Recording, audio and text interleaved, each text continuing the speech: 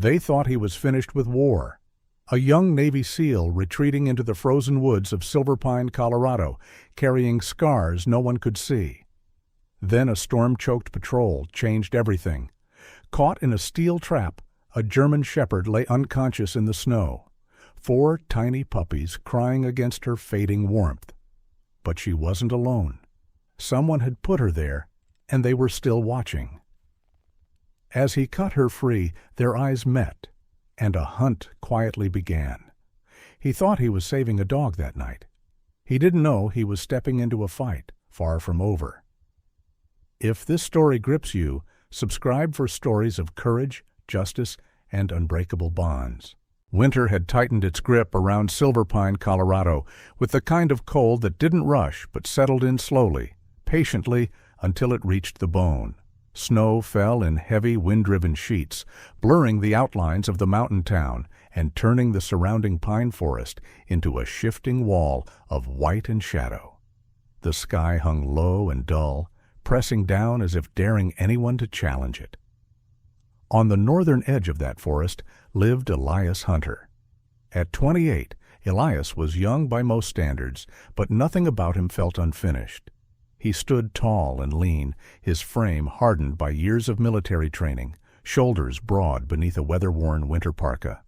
His dark hair was clipped short in a regulation cut he hadn't yet bothered to let grow out, and faint stubble traced his jaw, shadowing a face marked more by restraint than expression.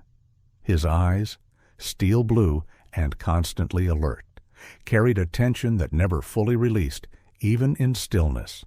Elias had returned to Silver Pine 3 months earlier, officially separated from the Navy SEALs after his final deployment.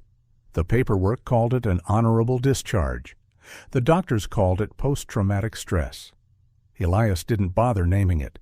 He only knew the mountains were quieter than anywhere else he'd tried to sleep, and that quiet, out here, didn't feel like a lie. That afternoon, the quiet fractured. Elias moved through the forest alongside a small park ranger patrol, boots crunching steadily through fresh snow. He volunteered with the rangers whenever his sleep allowed. Trail checks, winter patrols, anything that gave his hands and body a purpose. The repetition helped. Focus helped. A few steps behind him was Carter Mills, a junior ranger barely into his 20s. Carter had a slim build and a narrow face reddened by cold, his green ranger jacket still stiff and new-looking compared to Elias's worn gear. His eyes darted frequently toward the trees, a mix of vigilance and nerves that betrayed his relative inexperience. "Tracks again," Carter said, crouching near a disturbed patch of snow. "Same stretch as last week." Elias knelt beside him, studying the marks. They weren't random. There was intent in the spacing, the placement. "Human," Elias said quietly. "Not just animals." Carter nodded, lowering his voice. "We've had several reports this month. Deer, a fox, even a mountain dog, injured by steel traps. Illegal ones? We can't pin down who's setting them." Elias straightened slowly. The word trap settled uncomfortably in his chest. The ranger radio crackled, dispatch calling them back toward the southern trailhead as visibility worsened. Elias turned to follow, then stopped. A sound cut through the wind. Sharp, frantic, barking. Elias raised a gloved hand, signaling the patrol to pause. He tilted his head, filtering noise instinctively, separating wind from signal. The barking came again, higher pitched this time, layered with thin, desperate yelps. "That's close," Carter said, unease creeping into his voice. Elias was already moving. He broke from the trail, pushing into dense underbrush as branches snapped back against his sleeves. Snow thickened beneath the trees, the storm swallowing distance and direction alike. The barking grew louder, panicked now, echoing through the forest in uneven bursts. He emerged into a small clearing and stopped cold. At the center lay a German shepherd, her body partially buried in snow, black and tan coat, dulled by ice and blood. One hind leg was clamped fast in a steel trap, the metal jaws crusted with frost and red-stained slush. Her chest rose shallowly, breath uneven and weak, amber eyes half-lidded and unfocused. Around her pressed 4 puppies. They were tiny, no more than a few weeks old, fur still soft and uneven. They barked and yelped in frantic bursts, crowding against their mother's side, their small bodies shaking violently as they tried to warm her. Elias dropped to his knees. "Hey," he murmured, voice low and steady. "Easy, I'm here." He scanned the clearing first, habit, training, then moved closer. The shepherd didn't react. Her pulse fluttered weakly beneath his fingers. "She's alive," Carter said behind him, shaken. "Barely." Elias nodded once and reached for his pack. The trap was old but powerful, the kind meant to break bone if left long enough. He studied it quickly, then pulled free a compact steel pry bar from his gear. A simple tool, but effective in trained hands. He wedged it into the trap's release lever, braced his boot against the frozen ground, and leaned his weight into it with controlled force. The metal resisted, shrieking faintly as frost cracked loose. The puppies barked louder, scrambling against his arms. "Hold on," Elias whispered, more to the dog than the pups. With a final surge, the jaws snapped open. Elias eased the shepherd's leg free, inch by careful inch. Blood welled immediately. He packed the wound with gauze, wrapped it tight, then pressed his jacket against her side to shield her from the wind. "She's been here a while," Carter said quietly. "Too long." Elias didn't answer. He gathered the puppies first, tucking them into the open front of his parka. Cradled against a fleece-lined inner layer, he pulled free from his pack. They squirmed and whined, then pressed closer as his body heat reached them. Then he lifted the mother. She was heavier than she looked, all muscle and exhaustion, but Elias bore the weight without hesitation. Snow lashed his face as he turned back toward the trail, each step deliberate. Carter moved ahead, clearing branches, calling out distances. Halfway back, the shepherd stirred. Her eyes fluttered open, amber and glassy, fixing weakly on Elias's face. For a long moment they held there. Man and dog, both battered by worlds that had taken more than they gave. "It's all right," Elias said softly. "You're safe." Her gaze shifted, something flickering behind the fear. Awareness, recognition. At the cabin, Elias laid her gently on a thick wool blanket near the fire. As he worked, adjusting bandages, blocking drafts, he noticed the worn leather collar around her neck. "Sable," he read quietly. He repeated the name once, firmly. "Sable." The dog's ears twitched faintly. Elias fed the fire, spreading warmth through the small space, then settled the puppies close to their mother's side, wrapped in spare cloth and his inner liner. Outside, the storm howled, battering the cabin walls. From his jacket pocket slipped a folded envelope, navy letterhead, final separation papers. Elias stared at it for a moment, then tucked it away. Sable's eyes followed him, unblinking. In that fragile, silent moment, something unfamiliar stirred beneath the weight he carried. Not peace, not yet, but the beginning of something that refused to stay buried. The fire burned low but steady, its orange light flickering across the rough wooden walls of the cabin. Outside, the storm had softened into a persistent snowfall, flakes tapping gently against the windows like restless fingers. Inside, warmth gathered slowly, unevenly, as if unsure it was welcome. Elias knelt beside the wool blanket where Sable lay. The German shepherd was awake now, though only barely. Her amber eyes followed every movement of his hands, alert but clouded with fear. One hind leg was wrapped thick with bandages, stained dark where blood had already seeped through. Each breath she took came shallow, measured, as if she were counting them. Elias worked carefully, stripping off his gloves, then his jacket, sleeves rolled high. He warmed water near the fire, testing it against his wrist before pouring it slowly over the wound. The scent of antiseptic filled the air, sharp and clean. "It's going to sting," he murmured, though he wasn't sure she understood the words. "I'll be quick." The moment warm water touched torn flesh, Sable flinched violently. A low growl vibrated in her chest, not aggressive, but panicked. Elias froze instantly, hands lifting away, palms open. "Hey, easy," he said softly. The growl faded, but the sound unlocked something he had spent months keeping buried. The crackle of the fire shifted, sharp and sudden. For a heartbeat, it wasn't a cabin anymore. It was heat without warmth, sand and smoke, the echo of gunfire snapping against concrete walls. Elias's breath hitched as his vision narrowed, edges blurring. His hands trembled as memory surged forward. Boots pounding, shouted commands, the metallic tang of blood. And then the dog. A military K9, muscles taut, eyes locked forward, trained and fearless. The explosion came too fast, too close. The blast threw Elias hard against a wall, knocked the breath from his lungs. When the dust cleared, the dog lay still, broken beneath rubble, meant for men. "Stay with me," Elias whispered now, the words torn from somewhere deep and raw. He sucked in a sharp breath, grounding himself the way he'd been taught. "Name 5 things you can see. 4 you can feel. 3 you can hear. The fire, the floor, the weight of silence." The growl was gone.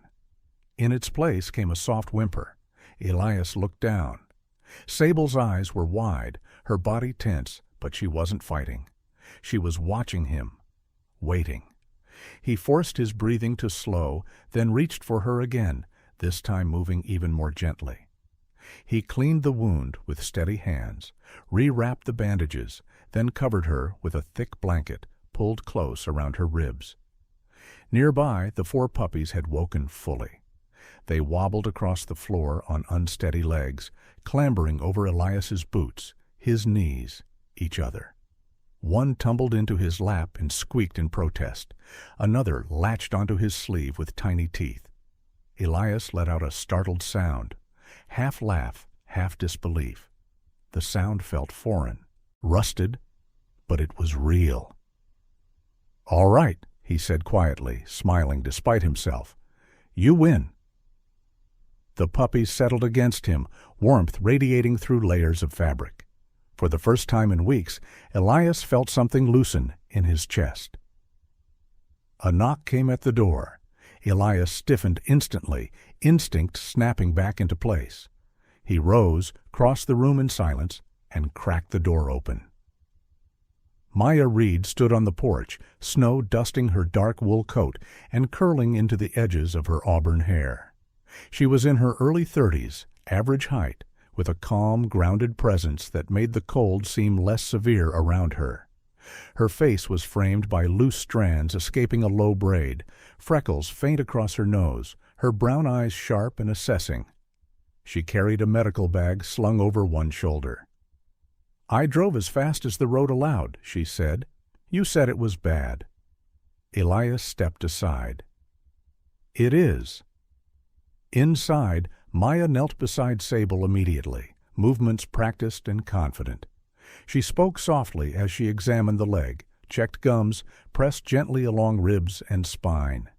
Sable tensed but didn't snap. Her eyes flicked between Maya and Elias, uncertain, but she stayed still.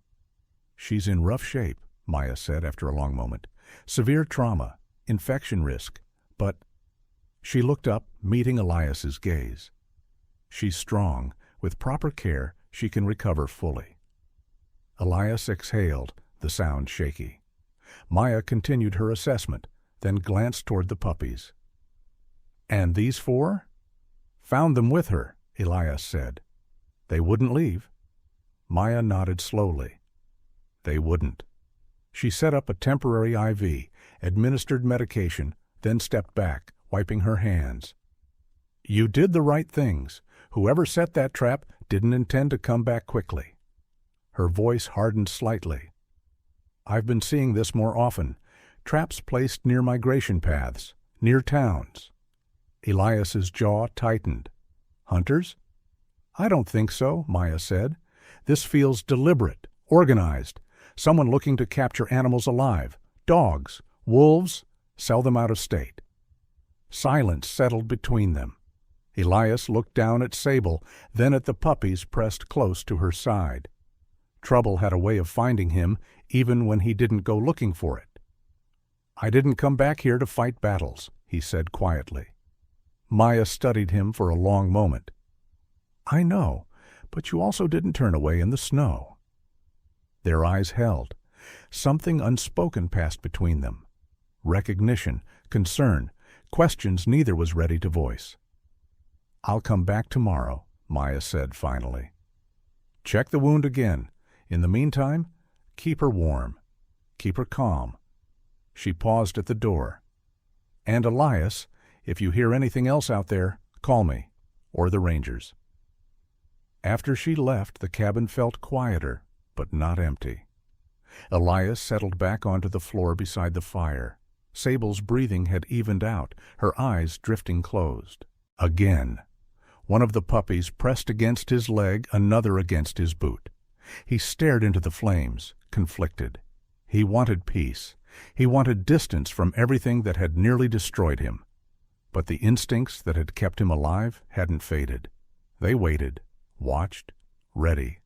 And somewhere deep inside, Elias knew this wasn't over. Snow kept falling over Silver Pine, but it no longer felt as heavy inside the cabin. The fire burned brighter now, fed often, its warmth pushing back against the cold that crept through the chinks in the logs. Outside, the forest remained hushed and watchful. Inside, life had begun to rearrange the quiet. The 4 puppies were changing by the day. Birch was the first to wake each morning, nose already working as he patrolled the cabin floor with quick, precise steps. His ears tilted constantly, tracking sounds no one else noticed. He learned fast, adapting to space and movement with a sharpness that made Elias pause more than once. Ember stayed closer to the fire. She moved slowly, carefully, often curling beside her mother's ribs, content to observe rather than rush forward. When Elias sat on the floor, she would inch toward him, rest her chin against his knee, and sigh as if the world were finally steady. Lark made a game of everything. She darted between chair legs, stole gloves, tugged loose threads from blankets, then bounded away as if daring the world to catch her. Her bark was higher, brighter, filled with reckless curiosity. And then there was Coda. Coda moved differently. He watched first, assessed.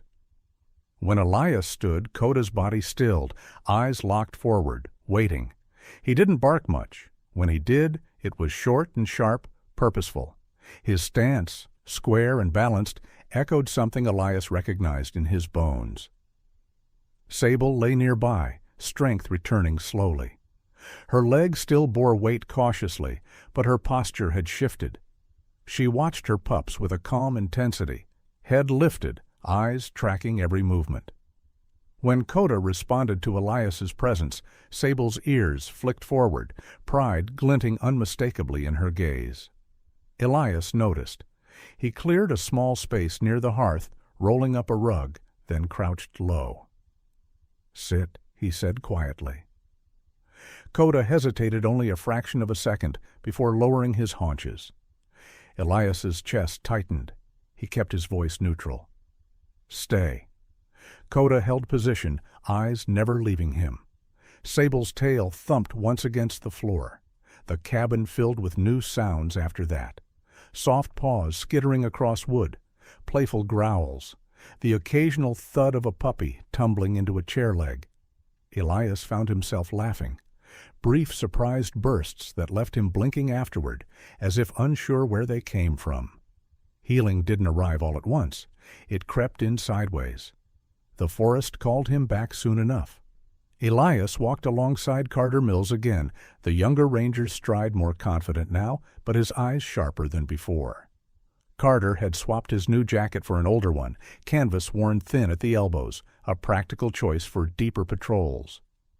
"This trail wasn't here last month," Carter said, pointing toward a narrow cut through underbrush. "Too clean, too deliberate." They followed it carefully. Snow hid most signs, but not all. Elias crouched, brushing aside powder to reveal compressed earth beneath, boot prints, adult-sized, heavy tread. "Someone tried to cover these," Carter said. "See the drag marks?" Elias nodded. "Not a hunter. Hunters don't hide their steps."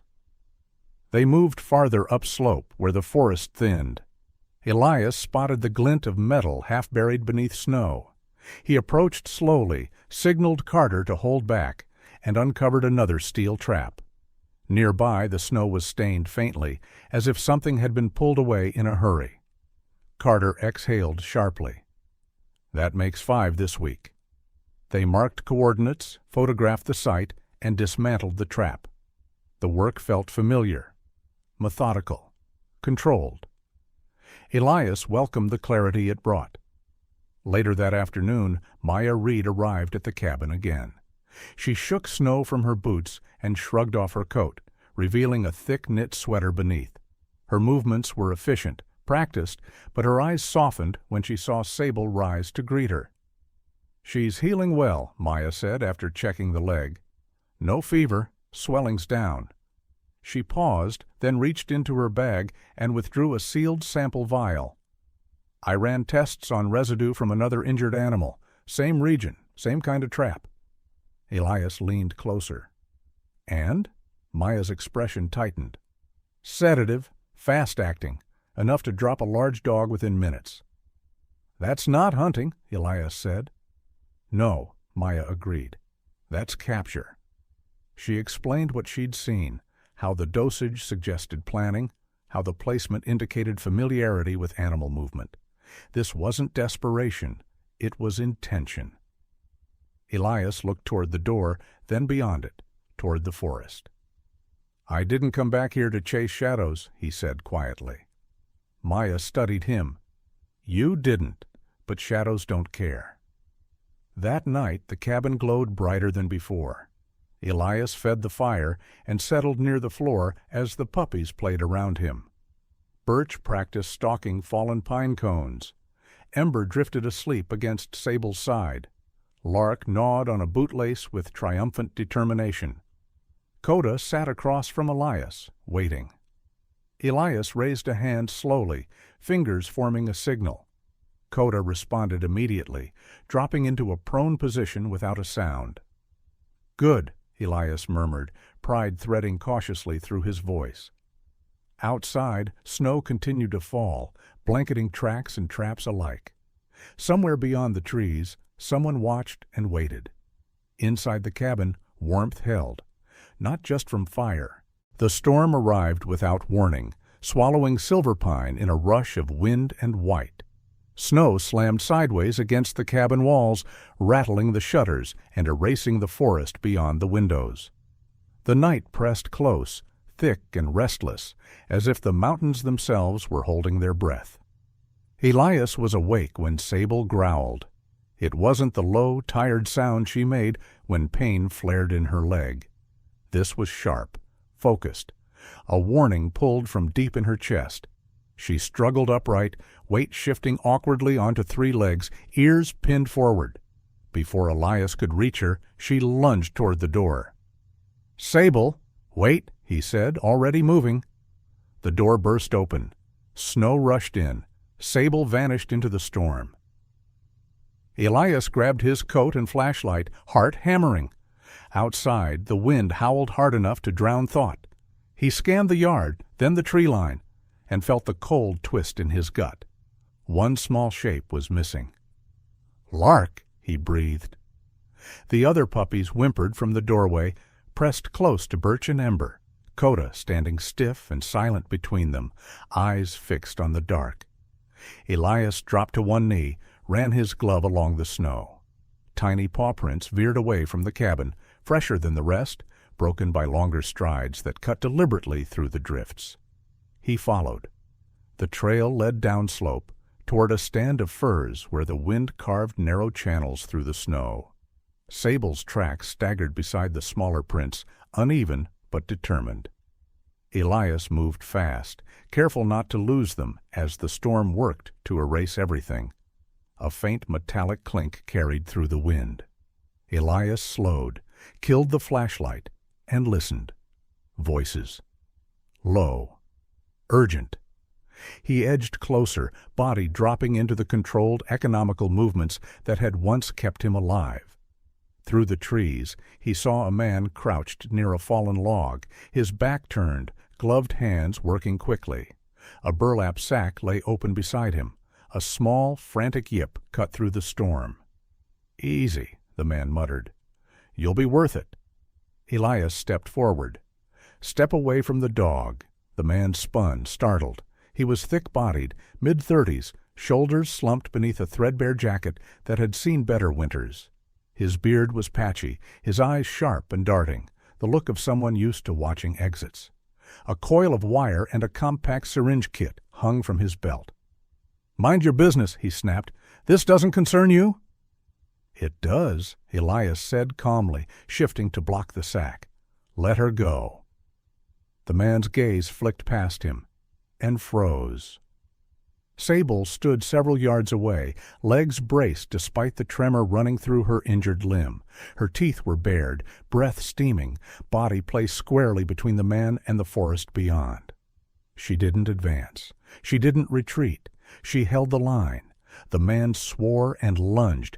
Elias closed the distance in 2 steps. He trapped the man's wrist, twisted, and drove him down into the snow with a controlled sweep. The fight ended as quickly as it began. No wasted movement, no rage, only precision. Elias pinned him, knee planted, breath steady. "Don't," Elias said quietly. "Make this worse." The man sagged, breath ragged. "I need the money," he spat. "I lost my job. I lost everything." "Your name," Elias said. "Garrett Holt." Elias tightened his grip just enough to remind him of gravity. "You set the traps." Garrett laughed bitterly. "Traps. Sedatives. Buyers don't want damaged stock?" He glanced toward the sack. "Purebred shepherds fetch a good price. I saw your cabin. Knew you'd keep them close." Elias felt something tear loose inside his chest. Not anger, but a colder clarity. He secured Garrett's hands with zip ties from his pack and pulled him to his knees. Sable limped forward then, ignoring Elias's raised hand. She placed herself in front of the sack, blocking it with her body. Her growl was steady now, unyielding. Elias knelt and loosened the sack. Lark tumbled out, shaking but unharmed, scrambling toward Sable with a sharp, relieved cry. Sable pressed her nose to the pup, breathing hard, eyes never leaving Garrett. The sight broke something open.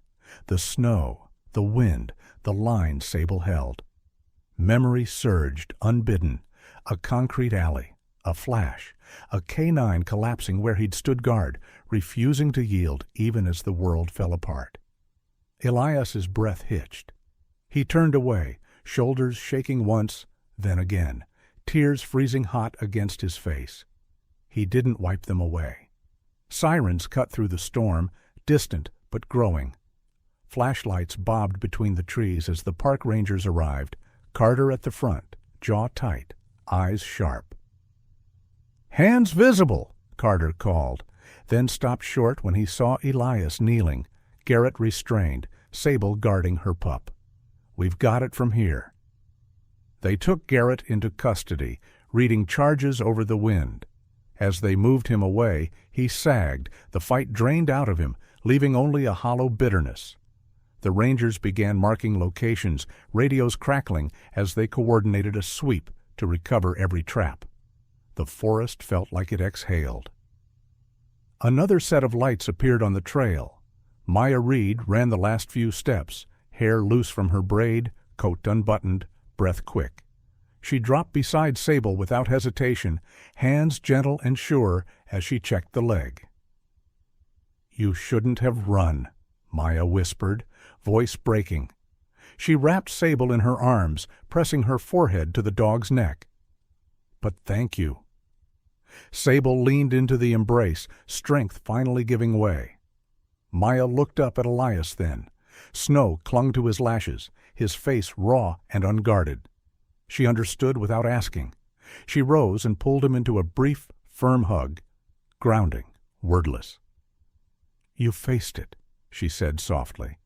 That's not nothing. The storm eased by degrees, leaving the forest quiet and altered. Elias carried Lark back toward the cabin. Sable, pacing beside him, limping but proud. Behind them, the rangers worked under falling snow, undoing harm one trap at a time. Inside the cabin, warmth closed around them. The puppies crowded close, Coda standing watch until Elias nodded and the tension drained away.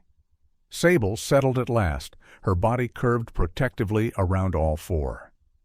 Elias fed the fire and sat on the floor, close enough to feel the steady rhythm of their breathing. The night had taken its toll, but it had given something back too. Not answers. Resolve. The cold eased its grip slowly, as if winter itself needed time to accept defeat. Snow still lay deep across Silverpine, but the air softened and the light changed. Mornings arrived with a pale gold sheen instead of iron gray, and the forest no longer felt like it was holding its breath. Inside the cabin, Sable stood square on all four legs. Her gait was steady now, her weight balanced, the stiffness gone from her injured limb. She moved with quiet confidence, head high, ears attentive. The scar along her leg had faded to a pale line beneath regrown fur, a mark of survival rather than damage. Elias watched her cross the room and felt something settle in his chest. Healing had taken patience, discipline, care. Sable had met each with resolve. The puppies, no longer so small, spilled through the cabin with a different energy now. Their bodies lengthened, paws too big for their frames, tails forever in motion. Birch learned quickly. He tracked everything, nose skimming the ground, pausing often to reassess. His curiosity was sharp, purposeful, as if the world were a puzzle meant to be understood. Ember remained gentle. She favored warm corners and quiet company, offering comfort with a simple presence. She slept curled against anyone who sat long enough. Lark never slowed. She darted between legs, leapt over snowbanks, and barked at shadows as if daring them to keep up. And Coda stayed close to Elias. Coda trained with focus that bordered on uncanny. He responded to hand signals with precision, waited without command, watched without distraction. Elias never pushed him hard, never needed to. The bond formed naturally, a rhythm built on trust rather than force. When the time came, the town gathered. Silverpine's community center filled with warmth and murmured voices. Boots stamped snow from their soles as neighbors arrived, people Elias had seen only in passing before. They came quietly, respectfully, drawn by a story that had spread through town without embellishment. 3 families stepped forward. Martha Keene, a widowed school librarian with silver hair and kind eyes, knelt first. Her hands trembled as Ember toddled toward her, pressed her nose against Martha's knee, and sat. Martha laughed softly through tears and nodded. A young couple, Aaron and Lydia Walsh, outdoorsy and bright-eyed, took Lark next. Lark tugged at Aaron's glove and barked once, triumphant, as if she'd already claimed him. Birch chose for himself. He approached Daniel Rourke, a quiet carpenter with calloused hands and a patient smile, and sat squarely at his feet. Daniel looked up, surprised, then grinned. "All right," he said. "I get the message." Elias stood back, hands in his pockets, watching each goodbye. They weren't losses. They were beginnings. Coda stayed. Sable watched the exchanges with calm acceptance, tail low, but relaxed. When the last truck drove away, she turned back toward Elias, eyes steady. The forest found a new rhythm after that.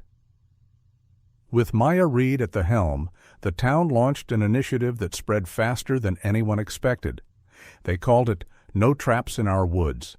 Signs went up along trails. Workshops were held at the ranger station. Locals learned how to spot illegal equipment and who to call.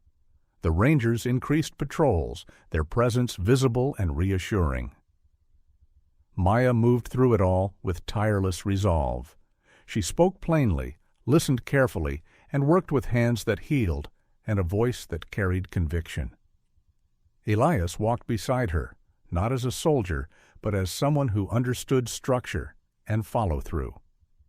When the rescue unit approached him, he didn't answer right away. The Silver Pine Snow Rescue Team operated with a small kennel and a modest training yard at the edge of town.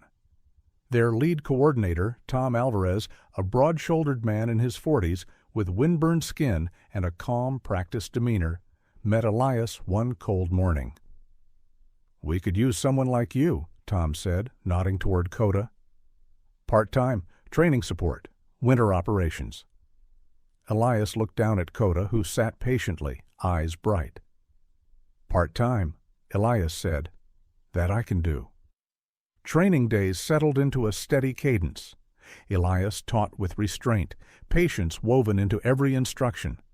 Coda thrived, learning scent work and obedience without losing the warmth that made him who he was. Sable watched from the sidelines, calm and present, a quiet anchor. Evenings returned Elias to the cabin. He fed the fire, listened to the wind soften against the walls, and found himself smiling more often than not. Maya visited when she could. Sometimes they talked, about cases, about town politics, about nothing at all. Sometimes they sat in companionable silence, shoulders brushing, warmth shared. One night, as snow fell gently outside, Elias reached into his jacket pocket and pulled out the unopened envelope. Navy letterhead. Final words. He read it slowly this time. The language was formal, distant. He folded it once, then again, and set it beside the hearth. "I'm not running anymore," he said quietly. Maya nodded, understanding without needing explanation.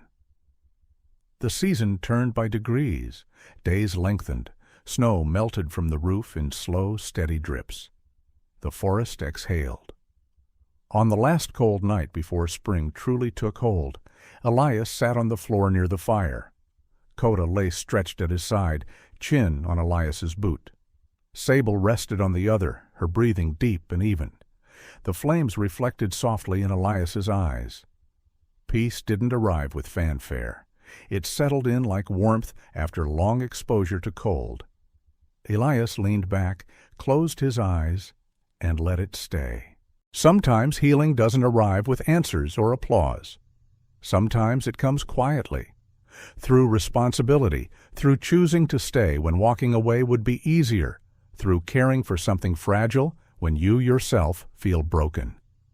In everyday life, we all face winters of our own. Loss, fear, exhaustion, moments when the world feels cold and unforgiving. This story is a reminder that strength isn't always about fighting harder. It's about protecting, about patience, about letting connection rebuild what pain once shattered. If this story moved you, share it with someone who might need a little warmth today. Leave a comment and tell us what part touched you most. Your words may help someone else feel less alone. And if you believe in second chances, quiet courage, and the healing power of loyalty and love, subscribe to the channel so more stories like this can find their way to you.